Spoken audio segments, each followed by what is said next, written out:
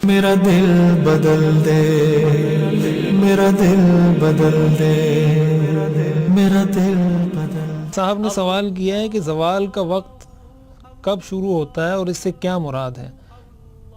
تو اس بارے میں یہ بات سمجھنی چاہیے کہ جو مکروہ اوقات، اس سے پہلے میں ایک کلپ میں پورے 5 مکروہ اوقات تفصیل سے ریکارڈ کروا چکا ہوں، ان میں سے ایک مکروہ وقت ہے زوال کا وقت۔ اصل میں یہ حدیث میں اس کو کہا گیا استوا۔ استوا کا مطلب یہ ہوتا ہے کہ جب سورج مشرق سے طلوع ہوا، طلوع ہوتے ہوتے ہوتے ہوتے بالکل انسان کے سر کے اوپر آ جائے، جب وہ بالکل سر کے اوپر سورج آ جاتا ہے اس کو استوا کا وقت کہا جاتا ہے۔ اور اس استوا کے بعد سورج ڈھلنا شروع ہوتا ہے، یعنی بالکل آدھے میں پہنچ کر اب وہ مغرب کی طرف جھکنا شروع ہوتا ہے۔ اس جھکنے کو، اس ڈھلنے کو زوال کہا جاتا ہے۔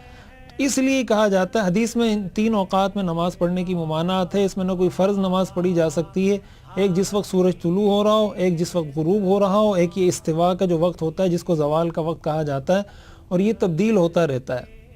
2 دن، 1 دن، 3 دن کے لحاظ سے اس میں 1 منٹ 2 منٹ کا فرق آ رہا ہوتا ہے۔ 12 بجے، کبھی 12:15 بجے، کبھی 12:10 پہ دن میں یہ ٹائم داخل ہو رہا ہوتا ہے۔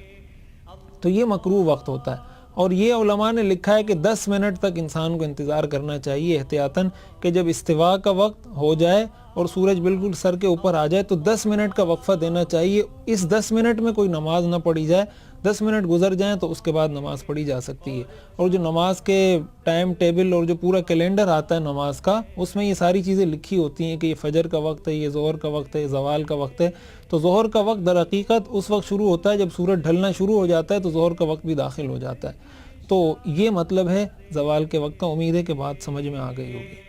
میرا دل بدل دے، میرا دل بدل دے، میرا دل بدل دے، میرا دل بدل دے۔